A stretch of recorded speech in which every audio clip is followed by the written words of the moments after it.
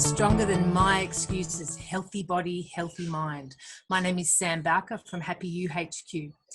And I'm Elizabeth Elanor from The Spiritual Warrior, and we'll be your host for the day.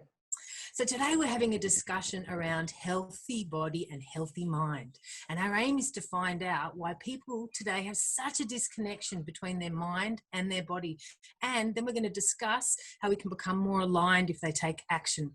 We want to give you some of those actions today. So what we're going to be doing is we're going to be having an amazing lineup of guests today, and all 5 of us are going to be responding to the questions that Elizabeth and I will be asking today.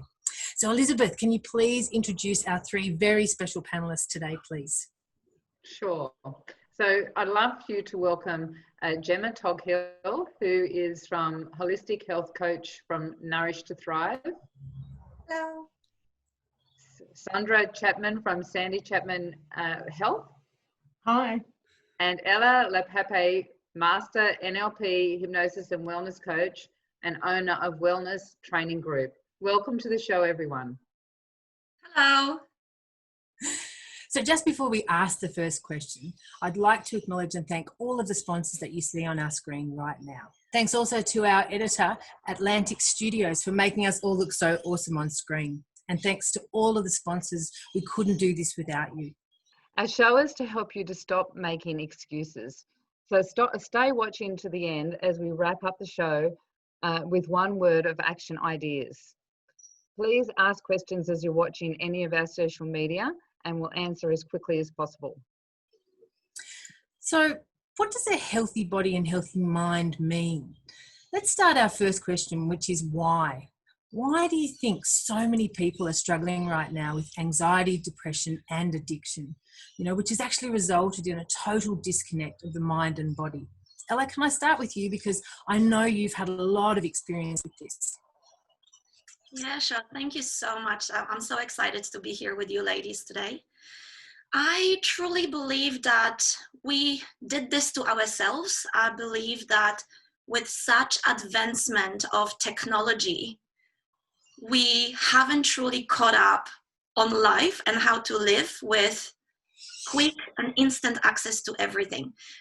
Technically, if you really wanted to, you can distract yourself all day long without truly feeling what you're feeling, thinking what you're thinking, instantly within a click of a button. And so there are screens, there's just so much of instant access to TV, to internet, to anything. You can stay disconnected pretty much through your whole life if you really wanted to. Within a click of a button, you can order food, you can connect or not with friends. If you're searching for even love, you can swipe right or left. There is unfortunately so many distractions. And I believe that some decades ago, people talked to each other, people relied on their support and family network. And today, we do not need to feel if we don't want to. We do not need to think if we don't want to. And do it over and over again, we are left with overwhelm, and the problem, which used to be really small, becomes larger and larger and larger. Yeah, Ella, I couldn't agree more with you. Gemma, what about you? What are your thoughts on why there's such a disconnect? Yeah, so I totally agree with Ella and how disconnected we are. But I also think that the state of our gut health has such a significant impact on our physical and our mental health. Research actually shows that poor gut health is linked to many health conditions, including anxiety and depression. Today, we have more toxins in our environment than ever, from the convenience food that we eat, from the air we breathe, to the stress we endure at work, the cars we drive, and we are disconnected at this whole mind and body level, all of which have an impact on the state of our gut. Studies have shown up to 90% of the body's serotonin is actually produced in the gut, and with mental illness climbing at rapid rates, this knowledge is so important. And this gut-brain link is quite an emerging topic, and we've only really scratched the surface. What we do know, though, is the gut has intense power over the mind, and vice versa. The mind really has power over the gut. And this is why this healthy mind-body approach to balancing both really is so crucial. Yeah. Gemma, I couldn't agree more. And it's really interesting because I recently had some health issues myself. And it was interesting when I went and spoke with different people from, homeopaths to naturopaths, they were talking a lot about the fact that the gut is actually the second brain. And so that was really interesting because I'd never heard that before. Sandra, what about yourself? What are your thoughts on this topic? Yeah, well, definitely the gut-brain connection. That's a big one. But social media, the kids just aren't sleeping at the moment. Their brain never stops. It's always on high alert. So there's always this constant high anxiety because they're wondering what's happening with their friends. They're getting involved with all their friends' dramas, and their social media, Snapchat or whatever, is just next to them all night. Yeah. And I'm finding with my grandchildren especially, then that's a big one. Drug taking, it's just, we've never had so many drugs available to take, and I believe that opens up the etheric field, and it allows entities to come into the body as well. And so even alcohol, when people allow themselves to become drunk, it opens up your aura, your etheric field, and can allow anything to hop in and out. So I believe that's a big thing. And just trauma. Some babies are born in a traumatic way, or their children are brought up in a dysfunctional family life, lack of nurturing, accidents, death in the family, all sorts of traumas, and it remains in your cellular memory. And things like homeopathic medicine is very good in assisting with lifting trauma. Yeah, so I love things. Yeah, I know with my daughter, I absolutely used homeopathy way before I was using anything else, and I always will turn to that if I have a choice. So, yes, I completely agree with you. I'd never heard what you just mentioned, though, about the etheric field. That was really interesting because I think a lot of people are talking about vibration at the moment and raising your vibration and the importance of that. And I think with everything that's going on right now with COVID-19 and, healthy body, healthy mind, I think the negativity that's going on in the world is actually affecting people's vibration and causing them to become sick. What do you think, Elizabeth, with regards to everything that's been said so far? And what's your thoughts? Well, I totally agree with everybody and what they're saying, because it all interrelates, right? And from a spiritual perspective, my thoughts are that the way society is at the moment, everything is competition, everything is distraction, and everything is push, push, push, push, push. And so we're constantly in this state of fight or flight. And so our body and our spirit is constantly on the go, constantly needing something to, being looking out for the lion, basically. And so there's got to be consequences to that. And so actually with COVID happening, a lot of people are finding that all of a sudden they've got that opportunity to slow down. And so it's a real challenge to stop the distractions in a world that is moving us towards that. Knowing how to shift that is really challenging. So I think you really pointed out something super important right now, and I certainly know that this is something I've struggled with, and that is resting. I've never rested so much as I have recently with what's been going on, and it is definitely a new thing for me, something that's taken a lot of practice, but something I'm definitely going to be doing a lot more of even after we come out of isolation. So what do you think happens when the body and the mind align, when we can reconnect with ourselves? Gemma, I'll start with you. Yeah, so this really gives us an opportunity to connect with our true self, and the beliefs we hold around ourselves and the world around us, they really do transform, and we're able to operate, we mentioned before, at a higher frequency, a higher vibration, which naturally attracts more positivity and more abundance into our lives. People, when they realize their self-worth and they have this deep respect with themselves, they naturally want to start nourishing themselves. So they think more about what they put in their body, on their body, who they surround themselves with, and really their mental and physical health flourishes as a result. So true. Sandra, what is your thoughts on that? Oh, look, if you can bring your soul and your body together and into balance, you have a sense of calm and more clarity too. You're able to remember things better and get out there and accomplish tasks. And you're able to experience more positive emotions like joy. I think that's a wonderful thing to have. Yeah. So true. And from a spiritual perspective, when you're in that place of alignment with your body and your mind, spiritually, your energy field is back in your body. So as you were saying, Sandra, that we actually have the ability to think clearer, that our cognitive, recognition and all of those things work better because our spiritual body is back in the body, and we can function on all levels and actually retain information. So, Ella, what's your thoughts on that? I totally agree. I believe that it's only when we heal the wounds of our physical, emotional, and spiritual body, we can then completely let go of the burdens of the past and grow our self-worth, nurture ourselves with self-love.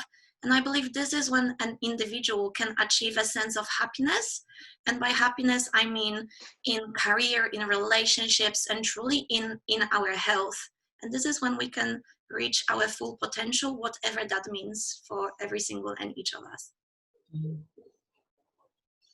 And Sam, your thoughts? Yeah, look, absolutely. I really believe that when our mind and our body becomes aligned, we essentially become free of what I heard a term a long time ago, dis-ease of the mind. And with that dis-ease of the mind, there's a dis-ease within the body. And so that can be the side effects of any type of ill health, and it goes all the way down. So I believe when we're aligned, we are free from dis-ease of the mind and the body. How about yourself, Elizabeth? You got anything further to add? Just that when you really can come into alignment with all of those things, you're aware of what foods you're intaking, you're aware of not pushing yourself into that fight or flight, that there's so much more calm in your body, that your immune system can actually support itself and do its job because you're not in stress. And so the immune system can actually do its job instead of trying to, rush into the warrior way. And so, it's just so much easier for your health when you're in a state of ease. Yeah, I completely agree. So, what actions do you think people can take right now if they're watching this show and they want to get started with living their best life, completely aligned in mind and body? Sandra, what do you think? A philosopher, Leaupepe, has a saying that the journey of 1,000 miles begins with the first step. So, I feel first up, don't try to cram everything in all at once. Definitely your diet and hydration, and get out and exercise, get out into nature, ground yourself, put your bare feet on the grass, because a lot of these people are in their heads so much. You need to bring your energy back down into the ground. Yes. Different therapies, obviously homeopathic medicine and Bowen therapy I use and have a lot of success at bringing people back to their centre. And I love that, Sandra. I love that. And I agree with everything you've just said. Absolutely. How about yourself, Ella? I am a woman of simplicity, and I believe that a regular and consistent routine, especially morning routine, does wonders over time. We're talking meditation, affirmations, a little bit of a body movement, but do it regularly, maybe journaling, writing your thoughts, affirmations, powerful affirmations. Yes, I love affirmations. Yeah, totally. When we can just bring ourselves and focus every single morning as the first part of our day, and do it repetitively over a long period of time, we are winning. Basics, back to basics. Yeah, so routine and affirmations, I completely agree with both of those things. Gemma, what about yourself? Yeah, so I'm just going to reiterate what everybody has already said, because I think one of the biggest misconceptions of the day is that to change your life, you have to think big and drastic, whereas actually real change comes from just improving by the 1% each day. And with that faith that small changes repeated daily over time equals massive success. So as a holistic practitioner and having worked as an OT for 10 years, I really take on this emphasis of this mind, body and soul level. So if we look at the mind, you know, our thoughts dictate our feelings. So the first step is awareness of our thoughts. If you change your thoughts, you change your life, and identifying any limiting beliefs as well that's holding you back, and turning them into these empowering beliefs that can really serve you and move forward. On a body level, avoiding processed food has to be, where possible, absolutely huge, especially processed sugars. And then on a soul level, really increasing our consciousness by, like Ella was saying, meditating, journaling, starting to really connect with yourself and build these healthy habits and rituals, because we do live in a world of immediate gratification. And when we can learn to live in a more of a delayed return environment and build these daily rituals, we can literally just step into our new identity. Yeah. Yeah, look, I agree. And I think it's really interesting that everybody's talking about routines and rituals, you know. Both Elizabeth and I have recently started a brand new routine and ritual, because we at the moment are self-isolating together, and it's consisted of waking up at 6 a.m, going for a walk, and then jumping into my freezing cold pool, which is 12 degrees at the moment, and spending at least 3 to 5 minutes in there. And just those three things, oh, and listening to a podcast, those four things, sorry, they have been a game changer for me. How about yourself, Elizabeth? Absolutely. They just set the tone for the day. It's just been amazing. One of the things that I would add to all of the things, because, you know, all of the advice is so powerful and so spot on, that those little tiny steps, because I know that I have had times before where I tried to change too many things and it doesn't become permanent, right? So a couple of things that I would add to what everyone else has said is waking up and having some lukewarm water, so a little bit of warm water and a little bit of cold water together, and, you know, squeeze of lemon juice or something like that to kickstart the liver.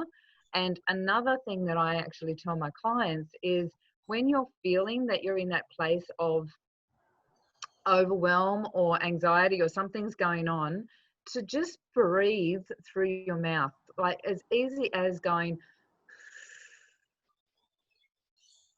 making a noise, just getting that out. To the way I explain it to my clients is, you're breathing out that consciousness that no longer serves you, and you're coming back into your body a little bit. So just that little step of one, you know, breathing like that will help you to relax your body a bit. Lastly, I'd like to ask everyone if they can just give us one word of action that could support someone that might be going through, like our viewers, that might be going through something that we're talking about, or that they might be able to support someone that's going through that sort of process. So Sandra, I'll actually start with you. One word. Motivation. I think you just find whatever it takes to get yourself motivated.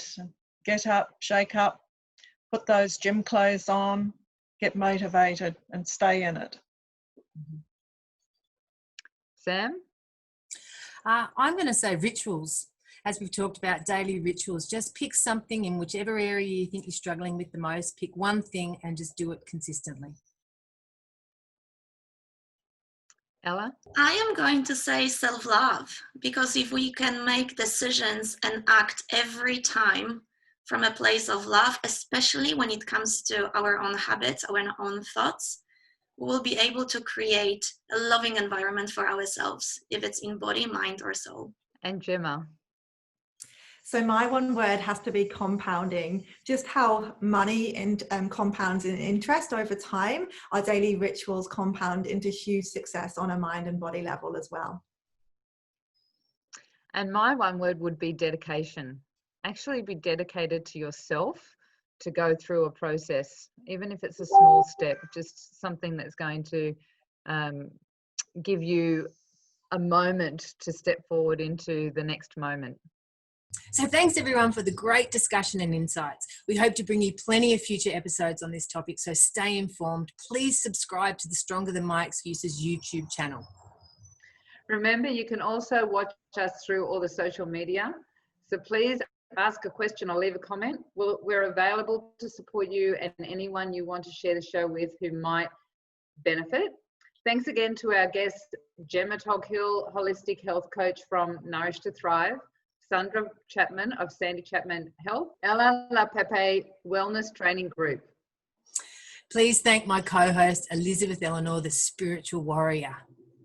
And please thank my co-host, Sam Bowker from Happy UHQ. It's been great to be here for this Stronger Than My Excuses discussion. Thanks again for our virtual venue. We will eventually get there to have a coffee and a bite to eat and maybe use you for our filming of another episode when the restrictions lift.